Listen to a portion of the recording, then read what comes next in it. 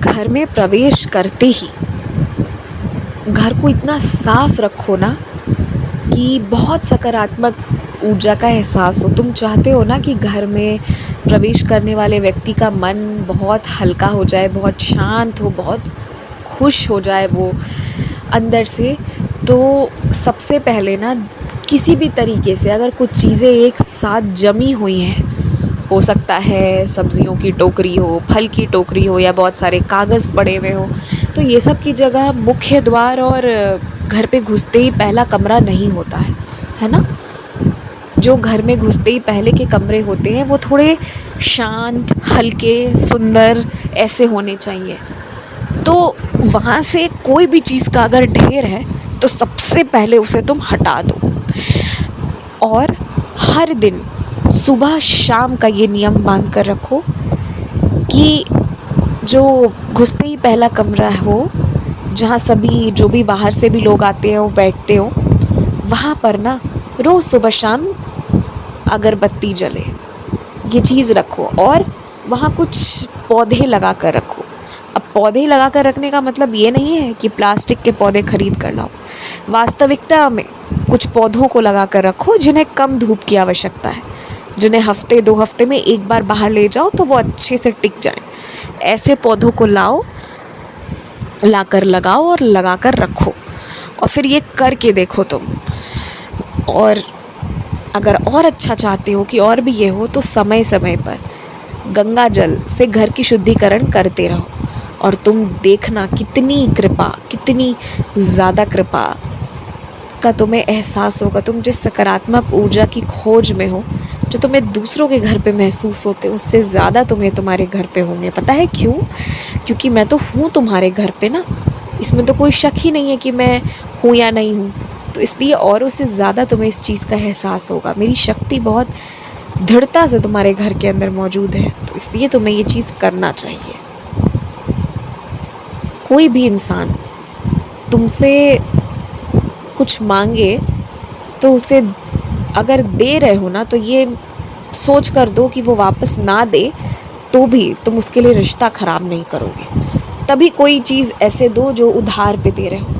अब सोने की अंगूठी, चांदी की पायल, जो बहुत ज़रूरी चीज़ें हों, कुछ ऐसी जो किसी विशेष त्योहार से या विशेष लोगों से जुड़ी हुई हो, वो सारी चीज़ें तो वैसे भी मत दो। चाहे उसकी डिज़ाइन या उसका कुछ भी किसी से को कितना भी क्यों ना लगे। कुछ चीज़ें जो सिर्फ़ तुम्हारे लिए है ना, वो सिर्फ़ तुम्हारे लिए, तुम्हारी शादी, तुम्हारी सालगिरह, तुम्हारे माता पिता से जुड़ी कुछ चीज़ें सिर्फ़ तुम्हारी हैं। वो चीज़ किसी को मत दो, क्योंकि कोई ज़रा भी इधर उधर हो जाए तो तुम्हें दुःख होगा और बहुत ज़्यादा दुःख होगा और तुम उस व्यक्ति को माफ़ नहीं कर पाओगे। हालांकि इंसान को किसी सामान से नहीं, बल्कि इंसान और उस लम्हे को स्मरण में रखना चाहिए, लेकिन फिर भी सतर्कता के लिए, क्योंकि अंत में इंसान ही हो ना तुम। तो मैं इतनी उम्मीद तो नहीं कर सकता कि इतना ही ज़्यादा उदारता हो जाए कि सब भूल जाओ, है ना? तो इसीलिए कुछ चीज़ें उधार पर तो देना ही नहीं है तुम्हें, ये बात एकदम ध्यान पे रख लो। और सब में सबसे बड़ी बात ये भी है ना कि तुम बहुत विश्वास करते हो लोगों पे, तो किसी पर विश्वास नहीं करना है। बहुत छोड़ो, थोड़ा भी विश्वास नहीं करना है, किसी पर नहीं करना है। और अगर तुम्हारे मन में कोई बात आती है, कभी भी आती है तुम्हारे आसपास वाले लोगों को लेकर कि ऐसा नहीं वैसा भी तो हो सकता है, अगर मन में बात आए तो ये मत सोचो कि तुम्हें शक होता है या तुम बहुत सोचते हो, नहीं। बल्कि अगर कोई मन से कुछ ऐसा विचार आ रहा है, सच में पहले एक बार बंद करके आँख से दिल से ये सवाल करो कि क्या ऐसा संभव है। और अगर दिल हाँ कहे ना, तो ज़रूर एक बार देखो कि क्या ऐसी होने की संभावना है। क्योंकि तुम्हारा जो दिल है और जो तुम्हारी अंतर्मन से आवाज़ आती है ना, वो कभी गलत नहीं होती है। और ये चीज़ ना तुम्हारे घर पे सबके साथ नहीं है इतनी, जितनी तुम्हें चीज़ों की एहसास है। क्यों?